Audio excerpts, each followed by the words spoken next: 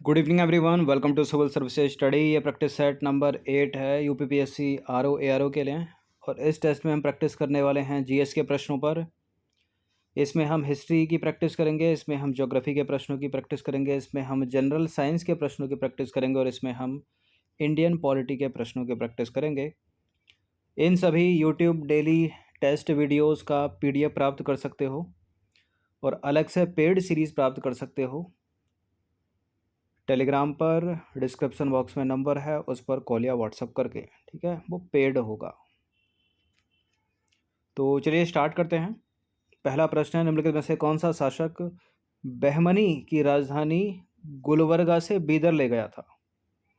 फिरोज शाह बहमनी, महमूद गवा, अहमद शाह प्रथम या महमूद शाह बहमनी? वो कौन सा शासक था जो बहमनी की राजधानी गुलबर्गा से बीदर ले गया था? अहमद शाह प्रथम, ऑप्शन नंबर ए। तो देखिए, नव विजित प्रदेशों पर अपने शासन को सुदृढ़ करने के लिए अहमद शाह प्रथम अपनी राजधानी गुलबर्गा से बीदर ले गया।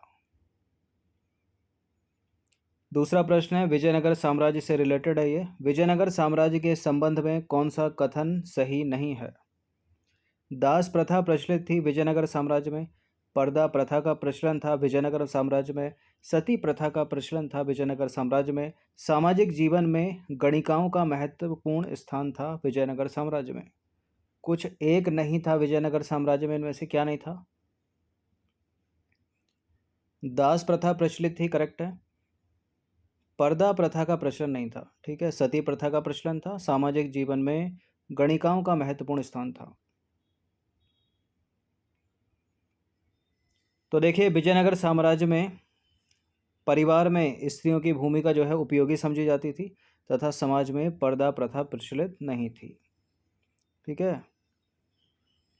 और विजयनगर साम्राज्य में स्त्रियों द्वारा अपने पति की मृत्यु के बाद सती होना जो है मुक्ति का प्रतीक माना जाता था। और सती प्रथा के प्रमाण जो है तत्कालीन यात्रियों के लेखों तथा अभिलेखों से प्राप्त होते हैं। तो सी वाला स्टेटमेंट जो है वो गलत है कि पर्दा प्रथा का प्रचलन था विजयनगर साम्राज्य में। पर्दा प्रथा का प्रचलन नहीं था विजयनगर साम्राज्य में। ये नंबर है, इस पर कॉल या व्हाट्सअप करके आप पेड सीरीज को प्राप्त कर सकते हो। तीसरा प्रश्न है, विजयनगर के महान शासक कृष्णदेव राय के दरबार में तेलुगु के 8 महान विद्वान थे। उन्हें क्या कहा जाता था? अष्टदिग्गज, अष्टप्रधान, अष्टमहान, अष्टबलवान? अष्टदिग्गज, ठीक है, ऑप्शन नंबर ए है इसका आंसर। तो विजयनगर का महान शासक कृष्णदेव राय जो है तुलुब वंश से संबंधित था, जिसके दरबार में तेलुगु के 8 महान विद्वान थे जिन्हें अष्टदिग्गज कहा जाता था। उसका शासनकाल, उसका किसका? विजयनगर का। विजयनगर के कृष्णदेव राय का शासनकाल साहित्य का क्लासिकी युद्ध माना जाता है।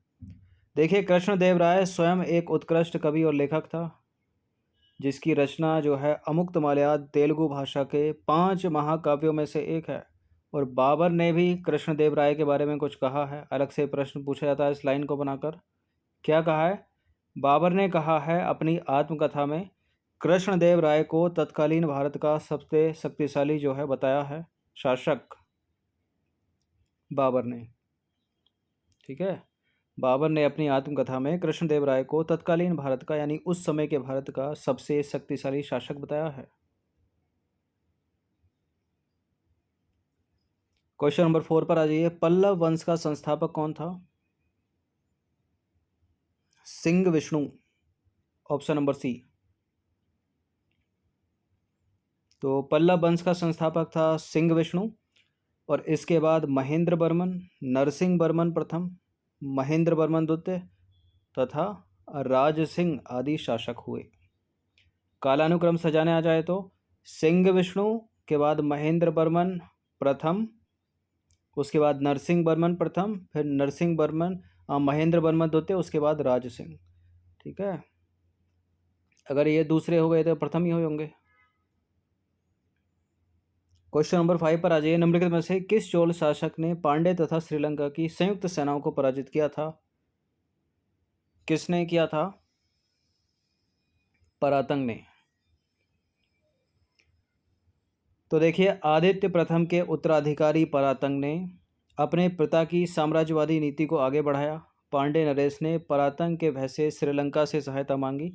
915 ईस्वी में परातंग ने बेलूर के युद्ध में पांडे तथा श्रीलंका की संयुक्त सेनाओं को पराजित किया और दक्षिण भारत की राजनीति में श्रीलंका के इस हस्तक्षेप के कारण चोलों तथा श्रीलंका के बीच में जो है एक लंबे संघर्ष की शुरुआत हुई।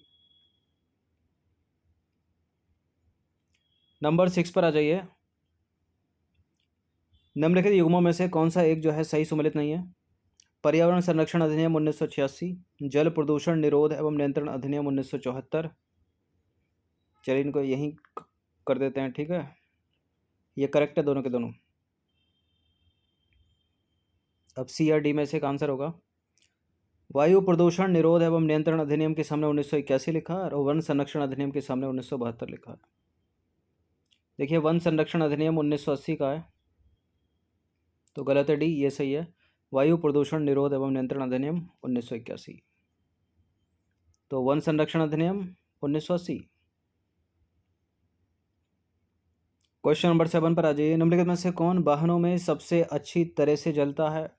Diesel petrol CNG, diesel petrol दोनों। सबसे अच्छी तरह से जलता है, जो कम से कम प्रदूषक बचाता है, वो सीएनजी ही है, ठीक है। Option number C. तो वाहनों में सीएनजी सबसे अच्छी तरह से जलता है और बहुत ही कम मात्रा में जलने से बचता है वो, जबकि डीजल या पेट्रोल के मामले में ऐसा नहीं है। सीएनजी डीजल और पेट्रोल से सस्ता भी है। सीएनजी की चोरी नहीं की जा सकती और डीजल या पेट्रोल की तरह इसे अपमिश्रित नहीं किया जा सकता, मतलब इसमें मिलावट नहीं की जा सकती। देखिए, सीएनजी का जो मुख्य घटक है वो मीथेन होती है। इसके अलावा इसमें इथेन और प्रोपेन गैस भी होती है। चूँकि सीएनजी प्राकृतिक गैस का संपीड़ित रूप है, इसलिए संपीड़न से हानिकारक गैसों का उत्सर्जन जो है वो बहुत कम होता है और इस कारण से यह एक पर्यावरण हितैषी ईंधन है। क्वेश्चन नंबर 8 पर आ जाइए। शैवाल प्रस्फुटन के कारण, मतलब कॉजेज ऑफ एल्गी ब्लूम, क्या क्या हो सकता है?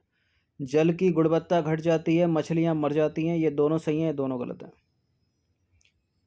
देखिए, कॉजेज ऑफ एल्गी ब्लूम के कारण, शैवाल प्रस्फुटन के कारण जो है, जो पॉन्ड होता है, तालाब होता है, या जो जलीय पारिस्थितिक तंत्र होता है, उसमें जल की गुणवत्ता घट जाती है, ठीक है। और जल की गुणवत्ता घट जाएगी तो ऑक्सीजन कम हो जाएगी, ऑक्सीजन कम हो जाएगी तो मछलियां तो मरी जाएंगी ना। तो करेक्ट है दोनों के दोनों स्टेटमेंट ये। तो देखिए, शैवाल प्रस्फुटन के कारण जल की गुणवत्ता जो है वो घट जाती है और मछलियां मर जाती हैं। कुछ प्रस्फुटनकारी शैवाल मनुष्य और जानवरों के लिए अतिशय विषैले होते हैं, ठीक है। Algae blooms reduce the water quality and kill the fish. Some blooming algae are highly toxic to humans and animals. Question number 9 पर आ जाइए। निम्नलिखित में से कौन सी बीमारियां प्रदूषित जल के उपयोग से होती हैं? बताइए। Which of the following disease are caused by the use of polluted water? Typhoid, cholera, jaundice और है अतिसार यानी पेचिस, डायरिया भी बोलते हैं इसको। सब ठीक है, सारी की सारी यानी उपरोक्त सभी, इसका आंसर हो जाएगा डी। प्रदूषित जल पियोगे तो बैक्टीरिया तो घुस ही जाएगा ना पेट के अंदर, पर सारी बीमारी हो जाएंगी। देखिए, हमारे घरों के साथ साथ अस्पतालों के बाहित मल में बहुत से अवांछित रोगजनक सूक्ष्म जीव हो सकते हैं और उचित उपचार के बिना इसको जल में विसर्जित करने से मानव को कठिन रोग होंगे, जैसे कि पेचिस हो जाएगा, टाइफाइड हो जाएगा, पीलिया या जॉन्डिस, हैजा, ठीक है, जिसको बोलते हैं कोलेरा, ये सब हो सकते हैं। ये साल्मोनेला टाइफी से होता है, ये बिब्रो कोलेराई से। ये इसकी बाइलिंगुअल एक्सप्लेनेशन है, इसको पढ़ सकते हो आप। 10वां प्रश्न है, वायुमंडल में उपस्थित ग्रीन हाउस गैसों में सर्वाधिक उपस्थित गैसों का उनके प्रतिशत के आधार पर सही क्रम बता दीजिए। इनमें से सही कौन सा है? सबसे ज़्यादा कौन सी होगी बताइए? कार्बन डाइऑक्साइड सबसे ज़्यादा होने चाहिए, उसके बाद है मीथेन, ठीक है, कार्बन डाइऑक्साइड, मीथेन, इन दोनों को एलिमिनेट कर दीजिए। मीथेन के बाद सल्फर डाइऑक्साइड होगी या क्लोरोफ्लोरोकार्बन, क्लोरोफ्लोरोकार्बन ही होगी, ठीक है। ऑप्शन नंबर ए है इसका answer. The correct order of the gases present in the atmosphere on the basis of their percentage of most present in the green house gases is, तो A correct है इसका। तो green house गैसों में सर्वाधिक योगदान कार्बन डाइऑक्साइड देती है 60% का, उसके बाद मीथेन देती है 20% का, उसके बाद क्लोरोफ्लोरोकार्बन देती है 14% का, और फिर नाइट्रस ऑक्साइड देती है 6% का, लेकिन ऑप्शन में थी नहीं, ठीक है, याद रखना फिर भी। क्वेश्चन नंबर 11 पर आ जाइए। किसी भी झील की अधिक उम्र होने के साथ उसमें पोषक तत्वों के बढ़ने से जो है जैव समृद्धि बढ़ती जाती है, यह घटना कहलाती है, क्या बोलेंगे इस घटना को? इस घटना को बोलते हैं सुपोषण, ठीक है, सी है इसका आंसर। तो सुपोषण या यूट्रिफिकेशन झील का प्राकृतिक काल प्रभाजन यानी एजिंग को दर्शाता है, यानी झील अधिक उम्र की हो जाती है, यह इसके जल की जैव समृद्धि के कारण होता है। क्वेश्चन नंबर 12 पर आ जाइए। ग्रीन हाउस प्रभाव के कारण गर्म हो जाते हैं, heat up due to greenhouse effect, पृथ्वी की सतह यानी अर्थ सरफेस, वायुमंडल, एटमॉस्फेयर, ये दोनों के दोनों, इनमें से कोई नहीं। इनमें से कोई नहीं तो आंसर हो ही नहीं सकता इसका, एक तो पक्का सही है या दोनों भी सही हो सकते हैं। तो ग्रीन हाउस प्रभाव के कारण पृथ्वी की सतह भी गर्म होती है और एटमॉस्फेयर, ठीक है, तो सी है इसका आंसर, दोनों। तो ग्रीन हाउस प्रभाव के कारण जो है पृथ्वी की सतह और वायुमंडल दोनों गर्म हो जाते हैं। ग्रीन हाउस गैसें पृथ्वी से उत्सर्जित दीर्घ तरंग विकिरण को अवशोषित करके पुनः पृथ्वी की ओर उत्सर्जित करती है। क्वेश्चन नंबर 13 पर आ जाइए। ओजोन परत की मोटाई की यूनिट कौन सी है भाई? ध्वनि तीव्रता की डेसिबल, इसको हटा दीजिए, ऑप्शन है बी है इसका आंसर। तो वायुमंडल के निचले भाग से लेकर शिखर तक के वायु स्तंभ या कॉलम में ओजोन की मोटाई डॉप्सन यूनिट में मापी जाती है, डॉप्सन यूनिट। नंबर 14 पर आ जाइए। हमारी आंख का कौन सा भाग परावैंगनी विकिरण का अवशोषण करता है? रेटिना, कॉर्निया, आइरिस, या सारे के सारे? ये कॉर्निया। तो देखिए हमारी आंख का जो स्वच्छ मंडल है यानी जो कॉर्निया है वो परावैंगनी वी यानी यूवी विकिरण का अवशोषण करता है। इसकी उच्च मात्रा के कारण कॉर्निया का शोध हो जाता है, जिसे हिम अंधता यानी स्नो ब्लाइंडनेस या मोतियाबिंद आदि कहा जाता है, ठीक है। इंग्लिश में बोलते हैं मोतियाबिंद को cataract, snow blindness, cataract.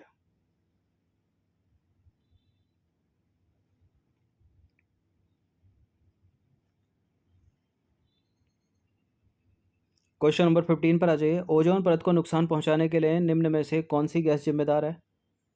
Which of the following gases are responsible for damage to the ozone layer? कौन सी है सर्वाधिक? ये प्रश्न पूछा ही जाता है, 12 जून को ही पूछा गया था, पूछने के तरीके चेंज हो जाते हैं। उसमें था कि कौन सी नहीं है, ठीक है, इसमें है कौन सी सबसे ज़्यादा है ओजोन परत को नुकसान पहुंचाना। कार्बन डाइऑक्साइड पहुंचाएगी कौन सी, या क्लोरोफ्लोरोकार्बन, या नाइट्रोजन, ऑक्सीजन?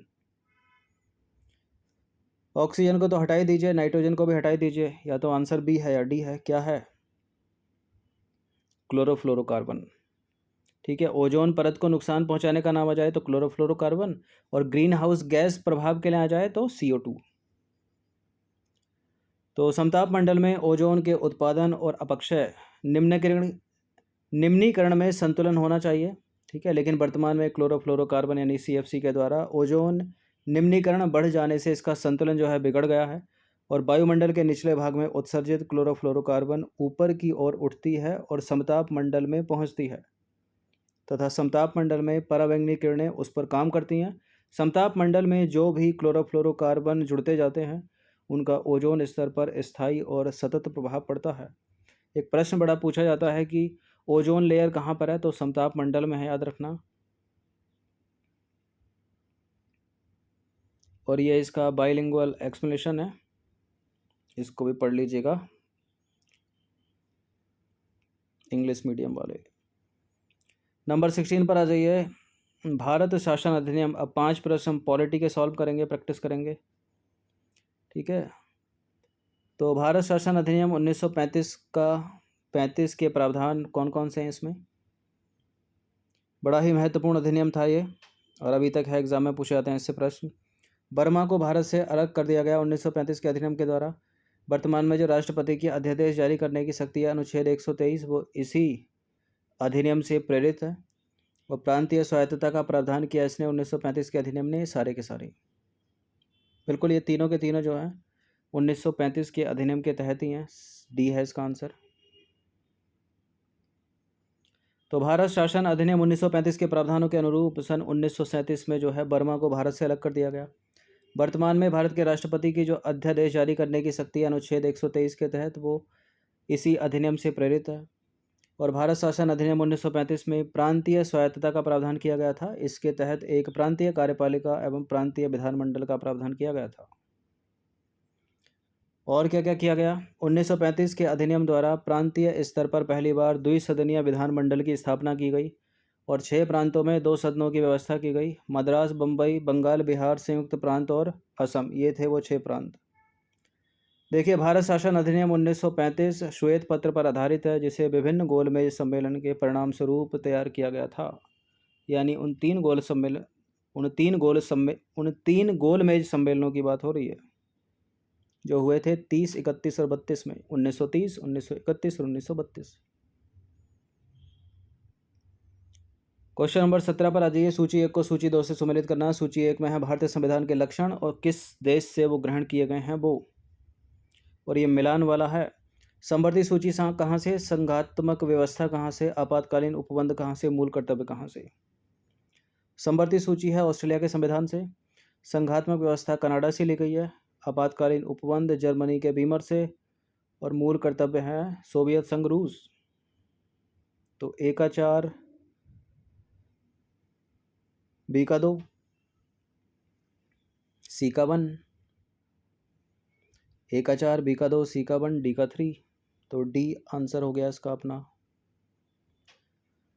तो देखिए, समवर्ती सूची जो है ऑस्ट्रेलिया के संविधान से ली गई है हमने। ऑस्ट्रेलिया के संविधान से और क्या लिया है? दोनों सदनों की संयुक्त बैठक की व्यवस्था जो है वो ऑस्ट्रेलिया के संविधान से ही ली गई है, ठीक है। और दोनों सदनों की संयुक्त बैठक जो है किस अधिनियम के लिए होती है? वो किस विधेयक के लिए होती है? संविधान संशोधन विधेयक के लिए? नहीं, फिर वो होती है साधारण विधेयक के लिए। ना संविधान संशोधन विधेयक के लिए होती है और ना ही होती है वो धन विधेयक के लिए, केवल साधारण विधेयक के लिए होती है। कहाँ से ली है? ऑस्ट्रेलिया के संविधान से। संघात्मक व्यवस्था जो है वो कनाडा के संविधान से ली है, ठीक है। और अवशिष्ट शक्तियाँ भी कनाडा के संविधान से। केंद्र द्वारा राज्यपाल की नियुक्ति की जाती है, ये भी कहाँ से लिया है? सब कनाडा के संविधान से। और आपातकालीन उपबंध कहाँ से लिए हैं? जर्मनी के संविधान से, ठीक है। और मूल कर्तव्य कहाँ से लिए हैं? सोवियत संघ रूस। क्वेश्चन नंबर 18 पर आ जाइए। भारत एवं ब्रिटिश संविधान के संदर्भ में निम्नलिखित में से कौन सा कथन सत्य है? दोनों देशों में संसदीय प्रणाली का प्रावधान है। दोनों देशों में एक स्वतंत्र न्यायपालिका का प्रावधान है। दोनों देशों ने संघात्मक व्यवस्था को अपनाया है और दोनों देशों का संविधान नम्य है, लचीला है। देखिए, भारत का संविधान नम्य और लचीला दोनों है और ब्रिटेन का संविधान केवल नम्य है, तो ये वाला स्टेटमेंट तो गलत हो जाएगा। दोनों देशों ने संघात्मक व्यवस्था को अपनाया है, ये बात गलत है। ब्रिटेन में संघात्मक व्यवस्था नहीं है। दोनों देशों में संसदीय प्रणाली की सरकार है या संसदीय प्रणाली का प्रावधान है, ये पहला वाला सही है। दोनों देशों में एक स्वतंत्र न्यायपालिका का प्रावधान है। एक स्वतंत्र न्यायपालिका केवल भारत में है, ब्रिटेन में नहीं है। तो विकल्प ए सही है, क्योंकि भारत और ब्रिटेन में संसदीय प्रणाली को अपनाया गया है। इसमें वास्तविक एवं नाम मात्र कार्यपालिका का प्रावधान है और यहाँ जो सामूहिक उत्तरदायित्व है, ठीक है, उसको अपनाया गया है। सामूहिक उत्तरदायित्व प्रणाली को अपनाया गया है, अर्थात कार्यपालिका जो है विधानमंडल के प्रति उत्तरदायी रहती है।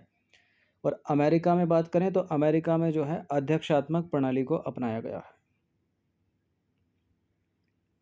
अब देखिए, भारत और अमेरिका में संघात्मक प्रणाली को अपनाया गया है। और ये संघात्मक प्रणाली ब्रिटेन में तो है नहीं, जबकि ब्रिटेन में जो है एकात्मक प्रणाली को अपनाया गया है। भारत और अमेरिका में संविधान के निर्वचन के लिए यानी संविधान की व्याख्या करने के लिए एक स्वतंत्र न्यायपालिका का प्रावधान है, जबकि ब्रिटेन में स्वतंत्र न्यायपालिका का अभाव है। देखिए, भारत एवं अमेरिका में न्यायिक पुनरावलोकन का प्रावधान है, जबकि ब्रिटेन में जो है इसका अभाव है। ब्रिटेन में संसद जो है सबसे अधिक प्रभावशाली है। अमेरिकी संविधान कठोर संविधान का उदाहरण है, जबकि ब्रिटेन का संविधान जो है नम्य या लचीले संविधान का उदाहरण है।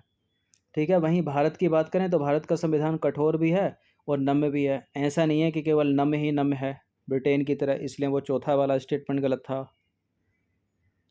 और भारत में गणतंत्रात्मक प्रणाली को अपनाया गया है, क्योंकि भारत में राष्ट्रपति का चुनाव जनता द्वारा अप्रत्यक्ष रूप से किया जाता है, जबकि ब्रिटेन में जो है राजतंत्र है।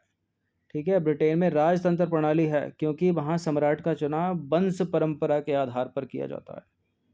तो उम्मीद है इतना क्लियर हो गया होगा आपको। क्वेश्चन नंबर 19 पर आ जाइए। भारत एवं अमेरिका के संविधान के विषय में निम्नलिखित में से कौन सा प्रावधान एक समान है? तो ऊपर देखा हमने भारत ब्रिटेन, यहाँ देखेंगे भारत और अमेरिका। तो ऊपर वाली जो एक्सप्लेनेशन थी वो आपको थोड़ी थोड़ी याद रही होगी, सवाल हो जाएगा उससे भी ये करेक्ट। दोनों में एकल नागरिकता का प्रावधान है। देखिए, भारत में केवल एकल नागरिकता है, अमेरिका में एकल नागरिकता नहीं है, वहाँ दोहरी नागरिकता है, केंद्र की अलग राज्य की अलग। तो ये वाला गलत है। दोनों में इकहरी न्यायपालिका है। इकहरी न्यायपालिका केवल भारत में है, अमेरिका में नहीं है, वहाँ केंद्र की अलग राज्य की अलग। तो ये भी एलिमिनेट हो गया। दोनों के संविधान में 3 सूचियां हैं। 3 सूचियां केवल भारत में, संघ सूची, राज्य सूची, समवर्ती सूची, अमेरिका में नहीं है। संविधान के निर्वचन के लिए यानी संविधान की व्याख्या के लिए एक स्वतंत्र न्यायपालिका का प्रावधान है। ये दोनों में है, अमेरिका के में भी और भारत के संविधान में भी। और ये भारत ने लिया वहीं से ही है, तो इसलिए भारत में है ये। तो संविधान के निर्वचन यानी व्याख्या के लिए एक स्वतंत्र न्यायपालिका का जो प्रावधान है वो दोनों देशों में है, इसलिए डी विकल्प सत्य होगा। क्योंकि अमेरिका और भारत के संविधान के निर्वचन या व्याख्या के लिए एक स्वतंत्र न्यायपालिका पाई जाती है, जिसे न्यायिक पुनरावलोकन की शक्ति प्राप्त है। देखिए, भारत में एकल नागरिकता का प्रावधान है, जबकि संयुक्त राज्य अमेरिका में केंद्र एवं राज्य के लिए अलग अलग नागरिकता का प्रावधान है। भारत में इकहरी न्यायपालिका है, जबकि अमेरिका में न्यायपालिका की द्वैधता है, केंद्र और राज्य की अपनी अपनी अलग अलग। भारत के संविधान में 3 प्रकार की सूचियां सभी को पता होंगी, संघ सूची, राज्य सूची, समवर्ती सूची। वहीं अमेरिका में देखें तो संघ में स्थापित विषयों को लिख दिया गया है और शेष शक्ति जो है वो राज्यों को दे दी गई है। भारत में अवशिष्ट शक्तियां केंद्र के पास हैं, जबकि अमेरिका में राज्यों के पास हैं। ये अंतर है। और क्या है? देखिए, लिखित संविधान का प्रारंभ जो है अमेरिका से ही हुआ है, परंतु अमेरिका का संविधान विश्व का सबसे छोटा लिखित संविधान है, जिसके मूल संविधान में केवल 7 अनुच्छेद हैं। वहीं भारत का जो संविधान है विश्व का सबसे बड़ा लिखित संविधान है, और भारत के मूल संविधान में 395 अनुच्छेद, 22 भाग और 8 अनुसूचियां थीं, और वर्तमान में 12 अनुसूचियां हैं। ठीक है। एक प्रश्न बड़ा पूछा जाता है कि नवीं अनुसूची कौन से संविधान संशोधन से जोड़ी गई? तो प्रथम संविधान संशोधन से, फर्स्ट कॉन्स्टिट्यूशन अमेंडमेंट से जो है नवीं अनुसूची जोड़ी गई। फिर 10वीं जोड़ी गई, 11वीं जोड़ी गई, 12वीं जोड़ी गई। 12 से ऊपर भी अनुसूचियां हैं क्या? नहीं हैं।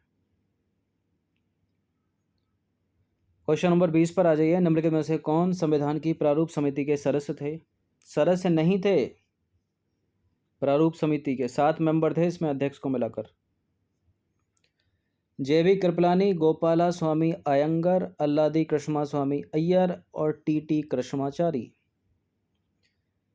गोपाला स्वामी अयंगर थे, अल्लादी कृष्ण स्वामी अय्यर थे, टीटी कृष्णमाचारी थे, लेकिन जेबी कृपलानी नहीं थे। ठीक है, नहीं थे तो बहुत सारे नहीं थे, कुछ भी यहाँ रखा जा सकता है। सरदार पटेल नहीं थे, जवाहरलाल नेहरू नहीं थे, राजेंद्र प्रसाद नहीं थे। तो इन 7 को याद कर लीजिए, फिर जो भी आएगा एक्स्ट्रा उसको तो एलिमिनेट कर ही दोगे आप। तो जेबी कृपलानी संविधान की प्रारूप समिति के सदस्य नहीं थे। इनके अतिरिक्त जो तीनों विकल्पों में सदस्य हैं वो थे। संविधान की प्रारूप समिति का गठन 29 अगस्त 1947 में किया गया था, जिसमें अध्यक्ष सहित निम्नलिखित में से 7 सदस्य थे। अध्यक्ष को मिलाकर 7 सदस्य कौन कौन से हैं वो? एक हैं डॉक्टर भीमराव अम्बेडकर, ये अध्यक्ष थे। एन गोपालास्वामी अयंगर, अल्लादी कृष्ण स्वामी अय्यर, डॉक्टर के एम मुंशी, सैयद मोहम्मद सादुल्ला और एन माधव राव। एन माधव राव जो है वो बी एल मित्र के स्थान पर आए थे, ठीक है।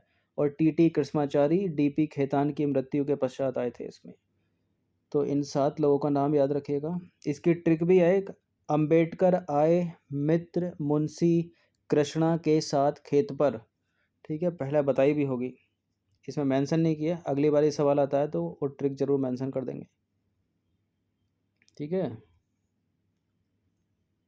उसमें यह है जैसे अंबेडकर, तो अंबेडकर से डॉक्टर भीमराव अंबेडकर, ठीक है। आए से हो जाएगा अयंगर, ठीक है। और मित्र बी एल मित्र, खेत डी पी खेतान, ये इस तरह से जो है ट्रिक चलती है वो। कृष्णा के साथ, ठीक है, यानी अल्लादी कृष्ण स्वामी अय्यर, साथ सादुल्ला सैयद मोहम्मद सादुल्ला, ऐसे चलती है। तो ये 20 प्रश्न थे। उन प्रश्नों की प्रकृति बिल्कुल परीक्षा के अनुरूप, यह मोस्ट इम्पोर्टेंट है, अच्छे से इनकी प्रैक्टिस कर लीजिएगा। धन्यवाद।